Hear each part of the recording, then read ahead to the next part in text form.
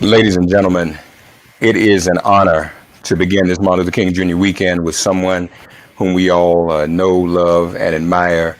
None other than Congresswoman Maxine Waters joins us from Capitol Hill. Congresswoman, God bless you. Happy Martin Luther King birthday today. How are you?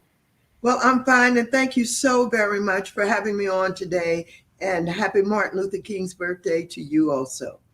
Want to begin that way. You actually got a chance to see Dr. King in the flesh, didn't you?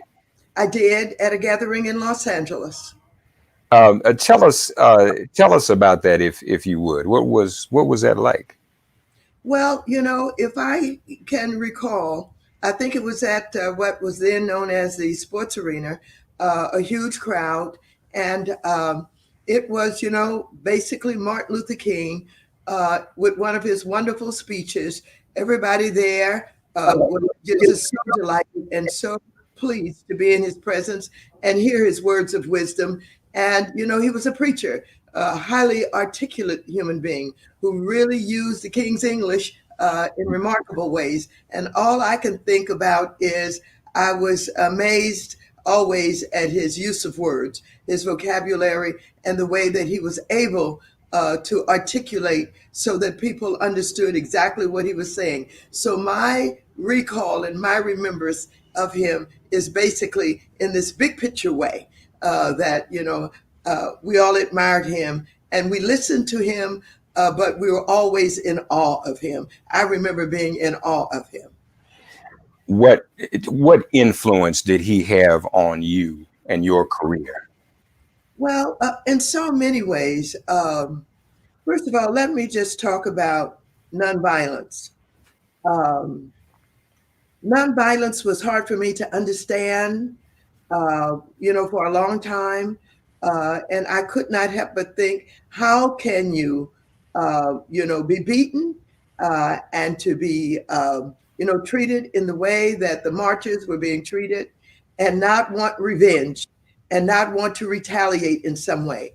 But of course, the more I matured, the more I understood that Dr. Martin Luther King was saving lives with the nonviolence philosophy.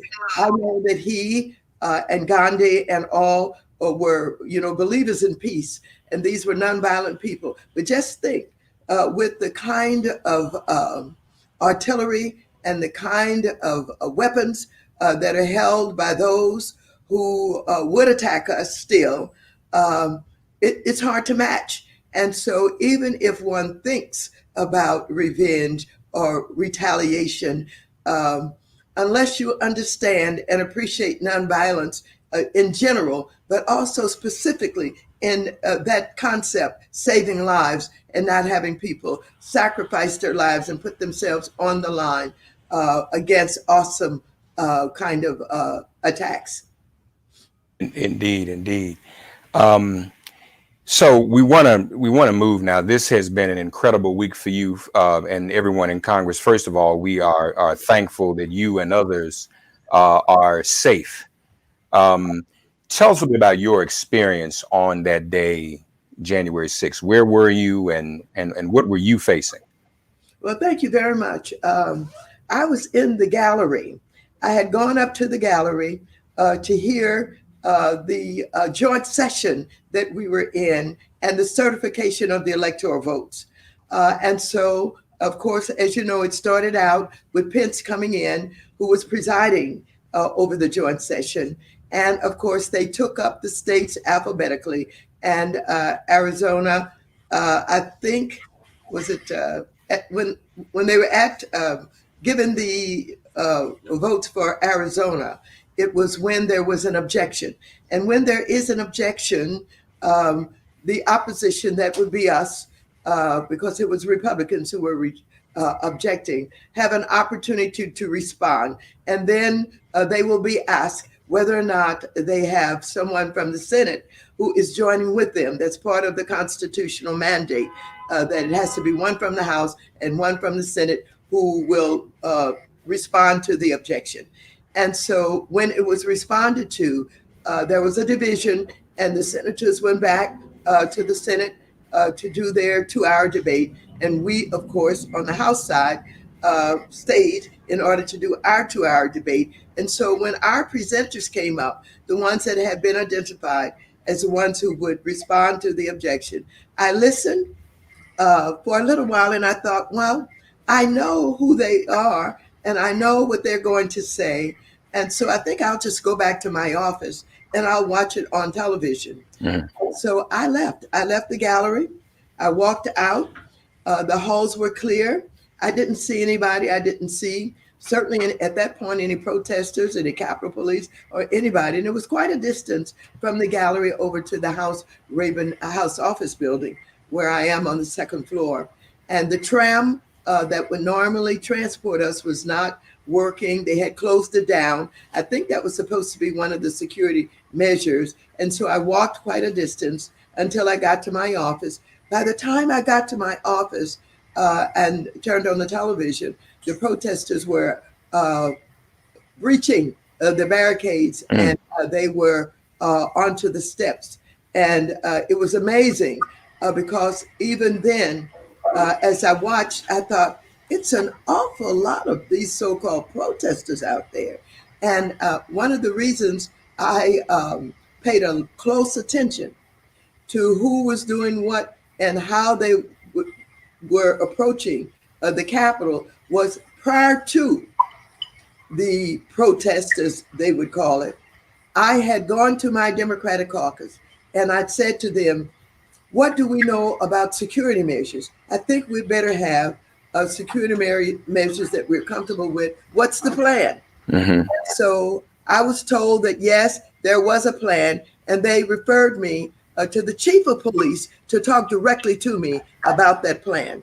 The chief of police called me, and I spent 1 hour with him going through everything that I knew about security. The first thing I asked him what was he going to ensure us that they were going to keep the protesters off the plaza, that area in what would be considered the back of the Capitol, where the cars park and come upon?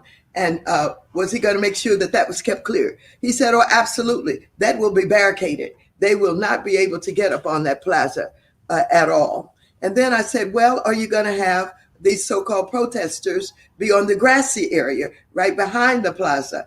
And he said, well, yes, they will be there, but we'll have police stationed there. I said, well, there could be some opposition to them. There could be those who would want to come opposing them in their protesting. And so he said, but we'll have officers stationed there. And we won't allow anything to break out, no confrontations to take place. They'll all be stationed there. Then I asked him whether or not they were going to cordon off or block off the top of the hill in front of the Cannon Building and the Longworth Building and the Raven House office building. And he said no, that they had a right to their First Amendment rights for freedom of speech, and they weren't going to close that off, and they were not going to block off the traffic. I said, well, you can recall when we had protesters up on this hill, they were against Obamacare, and some members from the Black Caucus walked out and they spat on John Lewis. And he said, yes, but members on that day of the protest should walk underground. You shouldn't be walking outside. And I thought, well, certainly that's one way that we would be safe from those kinds of attacks. But it seems to me we should be concerned about who's coming. I said, are you aware of all of the domestic terrorists who may be coming? I said, by the way, the Proud Boys are in town.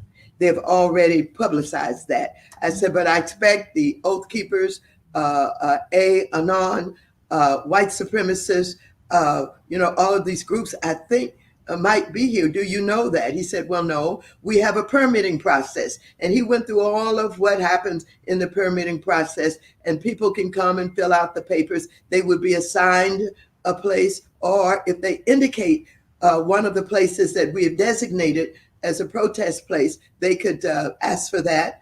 And we will know who they are because they will sign in. I said, do they sign in by groups? Do they sign in under Proud Boys? He said, well, they don't have to. An individual associated with the group maybe could sign in, but people sign in according to their name. And I remember thinking we're going to have to review this permitting process, in the future so that we can tighten it up, because it seems to me we should know everybody that's coming in here. And then I reminded him of Charlottesville and the fact that, you had the white supremacists out there and all the KKK and everybody, and someone had been killed. The young lady had been driven over by a car. And he said, well, that wasn't a group that did that. That was an individual. And I remember him saying that because I tried to think about, well, what was the relevance of that response? I wasn't sure. But again, I didn't think a lot of it. And then I asked whether or not he had the cooperation of the Metropolitan Police from the district. He said, oh, yes, we're working together. We're planning together. We're working together. And we've got everything handled. The last thing that I asked him about was the top of the buildings. I said, will you have police officers on top of the buildings? I said, remember, Martin Luther King was killed from a tall building. John Kennedy was killed, assassinated from up high. And, when snipers want to target, they go on top of the buildings and they can shoot down, at people. He said to me, well, they certainly can't get on up on top of the Capitol. He said they would have to go through the Capitol in order to get up on the Capitol, and they can't get in the Capitol. And so, no, that is not going to happen. He assured me that he had everything under control, that they had given consideration to everything that could be possible, et cetera, et cetera. And so I left. I didn't see any reason to sound the alarm based on the information that he was giving me, and to go back and maybe try and find out, from our caucus whether or not we should be trying to, upgrade, assess, or do something with a plan. He was a police chief, and he was assuring me. And of course, as I watched the breach, and as I watched the invasion, and as I watched the domestic terrorists tear into the building and overrun our Capitol Police, I was shocked. I called him in the middle of that while it was going on, and I said, I am outraged. I am terribly upset. You assured me that you had everything under control. Look at what is happening out there. By that time, they were crashing into the windows. And I don't know if when I was watching and talking to him, whether or not I think they had gotten into, I know they had gotten into the Capitol building, and I think they were in Statuary Hall. They had rushed that hall, and they had, all kind of sticks and flags with and poles and Trump flags and all of that. And all he could say to me was, we're doing the best we can. And he seemed rather calm. He said, we're doing the best we can. And I slammed up in his face. And so I was blessed in that I left the gallery early. And then, of course, another way that I was blessed, at one point, we were told that they were going to corral us all and get us out of our offices into a safe place over in the Cannon building where they were going to direct all of the members to. And I believe they said they would have a Capitol Police guide me over where the other members were being guided so that they would know where we were at all times. And I said to them and my staff, I'm not going anywhere. I'm going to stay right here. Lock the doors. We'll barricade if we have to, but let's just lock the doors and stay put. And I refused to go. And I was pleased about that. And I was blessed in that, that turned out to be a spreader site where we had ended up with 3 Democrats that we know about that were infected. And I think we may have some others that maybe have tested positive who are not telling us because it was a room full of them. I kept asking, how many was it? And most of the people said it was probably, somewhere near 100. And we had one of our members who tried to pass out masks that were refused by the Republicans. They would not put them on. So I've been blessed in all of this. And of course, I have learned so much more about what was happening. And I've learned and now believe that one of our members who's saying she believed that the day before there were some of these so-called protesters that had been let in the building by members of Congress who, and she was surprised because those buildings have been closed down to visitors. And all of a sudden she saw them all. She said she called the Capitol Police wanting to know why there's so many people in the building.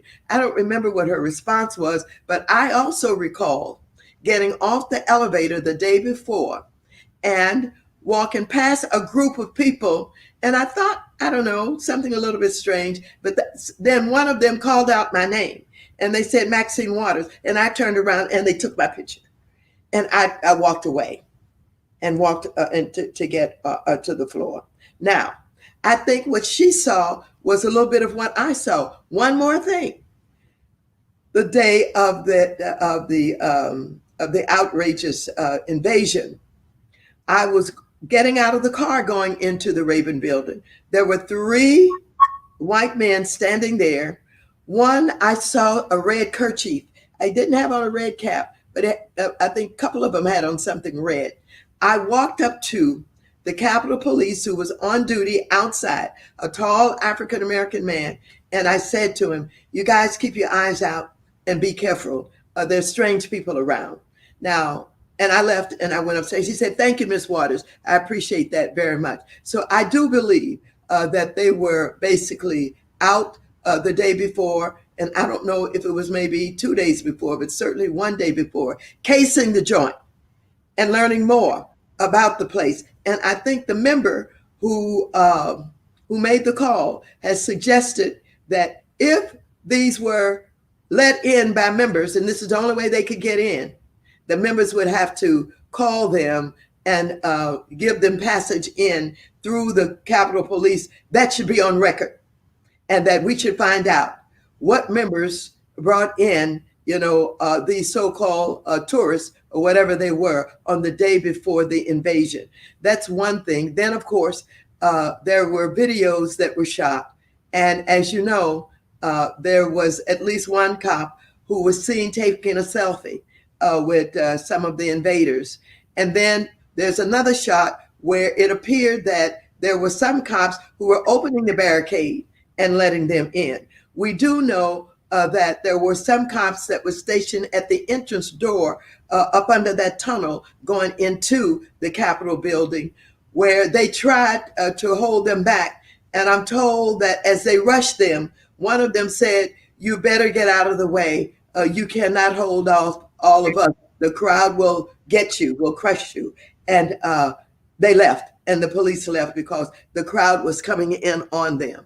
And so I believe that there were many rank and file Capitol Police who were exposed, who were naked, had not been given equipment, didn't know what to expect, and they were at the mercy of this crowd that had come and invaded. And of course, that's the police chief's fault. That's the sergeant of arms' fault. If they did not properly train and get them ready for what was going on.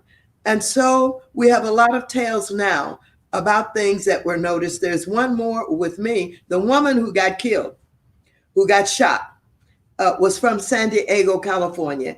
And when they searched her car, and she had a video where she targeted Kamala Harris and Maxine Waters and said, I'm putting you on notice. And so we're going to get a lot more of these kinds of stories about what people observed, what they saw, what they learned. And so I am advocating, as everybody else is, who really want to get to the bottom of this, deep investigation. We've got to know. And the FBI supposedly has identified many of the pictures of individuals who were in the leadership, and they're out arresting and charging, and they may be up to about 100 now. I understand they have thousands of calls, people calling in, identifying folks, and they are supposedly committed that they're going to get them. They're going to identify them, and they're going to be charged and be held accountable for this invasion that they took place. It's an awful thing. It's a terrible thing. And there's so much more that can be said about it. But of course, we will be talking about this for days to come. And of course, they're talking about it all over the world. And they don't believe that one of the so called safest buildings in the world on Capitol Hill in the United States of America was breached in the way that it was. Do you feel safe now with all that's being predicted over the weekend? Do you feel safe in the Capitol No, now? no, I don't necessarily feel safe. As you know, they're going to shut off Capitol Hill for the most part. And as you know, we have some new rules that have been put in place. We have some the machines that have been placed on all of the entrances to the Capitol floor, where we have to be searched if the buzzer goes off, and we have Republicans who are refusing to uh, be searched or to be wand. And now Nancy Pelosi has issued that they're going to be fined, I think something like $5,000. And if it occurs a second time, $10,000. So there are new rules. But for me, and I'm very security conscious because my life is threatened all the time. And it was just a few weeks ago that it was another threat that came through on the telephone where the caller threatened to kill. I think he said he had an AK-47 or something. But I've never thought that the follow-up and the investigations when I or other members, and I do know that some of our other members have been threatened to be killed, and particularly women of color, like Omar Alahan, Ilhan Omar, who has been threatened, and I think AOC has been threatened, and I don't know, but Rashida, I think, has been threatened, and so I'm very conscious and about it, and I try to be sensible in the way that I move around and in the way that I live. But there are a lot of threats and a lot of talk on the internet about them being in town on the day of the inauguration. And we have 20,000 police in town now who are, here on all these corners, protect us, to protect us. But no, I don't feel safe. What about the Capitol Police? How are you feeling about them? Now, I know they've appointed an African American woman as acting chief, HBCU alum, and that's good. But do you have any, in terms of your safety, or even going forward, do you have any faith in that institution to follow up in terms of investigating what happened, and any faith in that institution in terms of holding some of its officers accountable that may have been complicit in this? No, it must be third party investigation. No, I don't have any faith. Anytime the police chief, who's been running that organization and training people, told me that everything was under control and assured me that it was, no, I don't have any faith. And I'm pleased that they had someone to step in. And I have not interacted with the temporary deputy police chief. And I don't know anything about, what the relationship was to her and the training and whether or not she was involved in the plan. I don't know any of that now, but no, I have no faith. So, are you at liberty? You probably aren't, but I'm going to ask. Are you at liberty to say who some of the members of Congress might be who gave those tours and shared that internal blueprint with some of these protesters? I don't really know who they are. Okay. And based on the information that was unveiled by a member of Congress who has demanded and is supported in getting the names of all of the members of Congress who helped to give access to those who appeared to be, as she termed it, doing reconnaissance. She's from the military, and she would basically see this as casing the joint, as I would call it. And so those names should be coming forward. But there are other things that will be investigated that are seeking out, that there's some members who may have been in contact with some of the terrorist groups knowing that they were coming and maybe assisted them to get here. We do know that Clarence Thomas's wife assisted in paying for, I think, 17 buses to get people here. And we don't know if there were members of Congress who gave that kind of assistance, but it is suspected that there may have been. It seems to me that if that's true, if that is found to be true after an investigation, is that not itself, if a member of Congress did that, would that not be an example of insurrection itself? If a member of Congress did that? That would be considered a part of what happened and have some responsibility in it. And they could be indicted, they could be convicted, charges could be brought against them. And that's precisely what the FBI is saying now, that anybody that has been found to have been, involved with directing, planning, organizing, that kind of thing, that they're going to be charged. Now, isn't it true? Because I want to just go to what I was marveling at. And, I've been involved in civil disobedience on Capitol Hill when we demonstrated for statehood years ago. We never did anything like that. And one of the reasons, obviously, I know you just can't walk on the House or the Senate floor. Isn't it true, Congresswoman Waters, that the thing that controls that, people think you wear those pins for decoration? Now, I don't think you have yours on today, but normally, folks, the pin is worn on the lapel. That pin, is it not the identifier that allows you to walk on that floor? In other words, if you Congresswoman Waters, didn't necessarily have your pin, they would stop you, right? Yes, all eyes are on you as you approach the House and the buildings themselves. Even before you get to the House, the pin identifies a member of Congress. And even our spouses have special pins. Our spouses can't get in without their special pins that are given to them. And so all eyes are on you.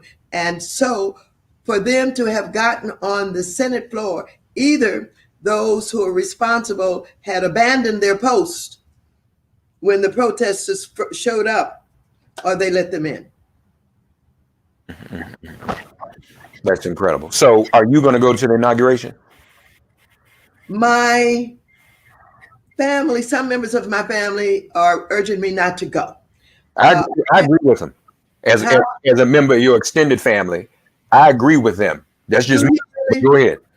Well, I think my grandson, Mikhail Moore. Mm-hmm. Mikhail in particular has been on the phone every day.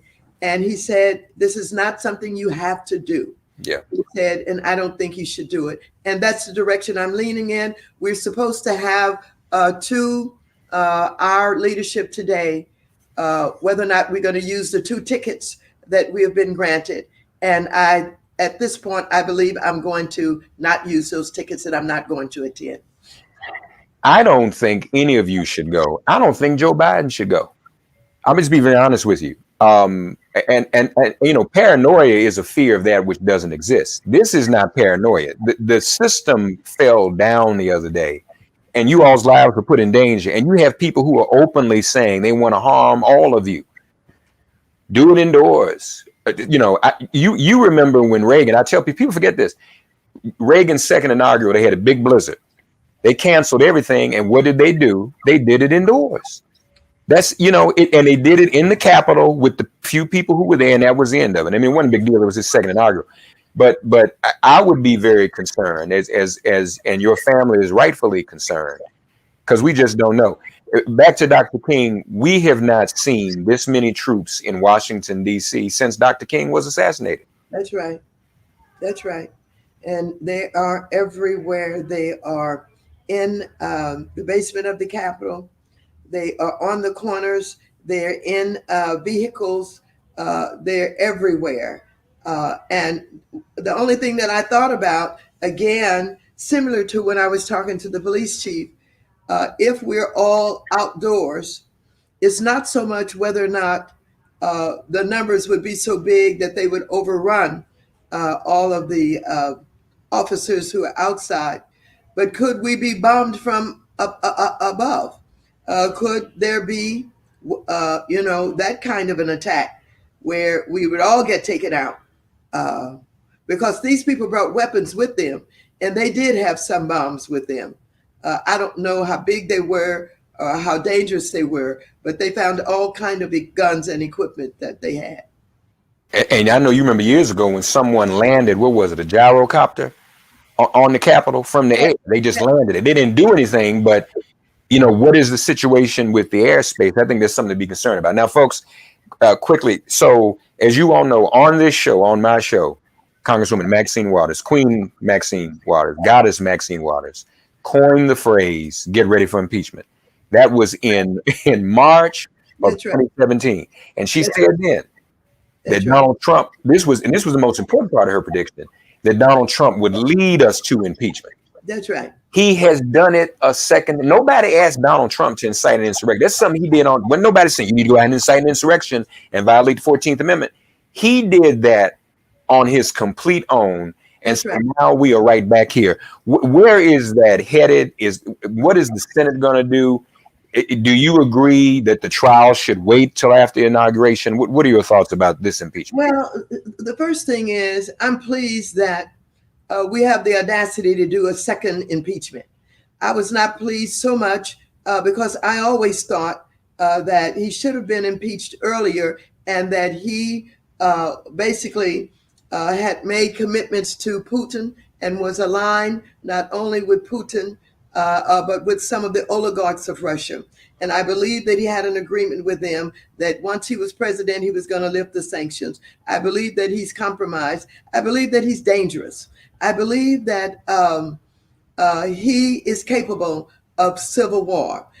This invasion that we had, where he was obviously in support of domestic terrorists and had sent that message to them publicly in so many ways, that he should have been impeached a long time ago, and that no matter what the timing is now between his being out of office and the inauguration of Biden, let it go forward. Let us do the best that we can to get him impeached. If they could do it on Monday morning, I would be very, very, well, we impeached him already. It's up to them to convict him. And if they could do it on Monday morning, I would be happy.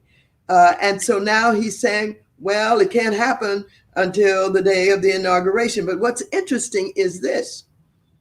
McConnell has leaked to the press that he thinks he should be and should have been impeached, that this is a way of getting rid of him in the GOP. So I don't know what he has up his sleeve, but there's no honor among thieves. And so you see that Trump has always turned on folks, no matter whom they were. They were his friends one day, and he fired them the next day. And McConnell has supported him one day, and now if he's ready to turn on him, so be it. I don't know what's going to happen, but I'm pleased that we had the audacity to do it again. No, and congratulations on that. It should happen. I hope McConnell does it and does go through with it. The question so if they convicted him, would he automatically lose his pension, his Secret Service, and the ability to run for office again? Is that what would come of that? What I'm being told, and if I remember it correctly, you have to have another piece of legislation that would take away all of that. And that, even if they convicted him, they'd have to run, additional legislation that would specifically strip him of everything. All right. Congresswoman Maxine Waters, God bless you. Thank you for everything you do.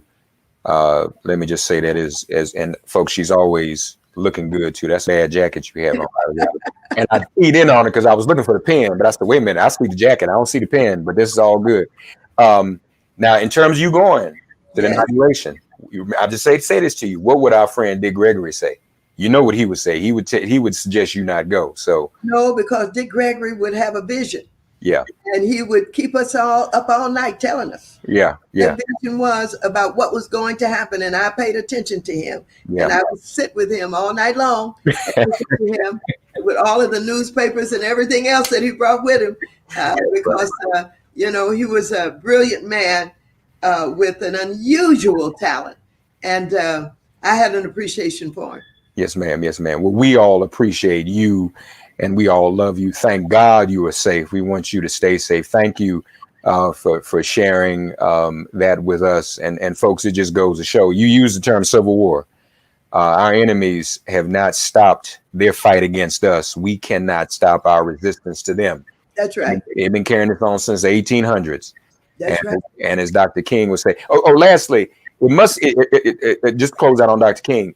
How meaningful is it that an African American and a Jew would be elected from Dr. King's state, promoted by the very pulpit he served in, a former Confederate state, and all of that?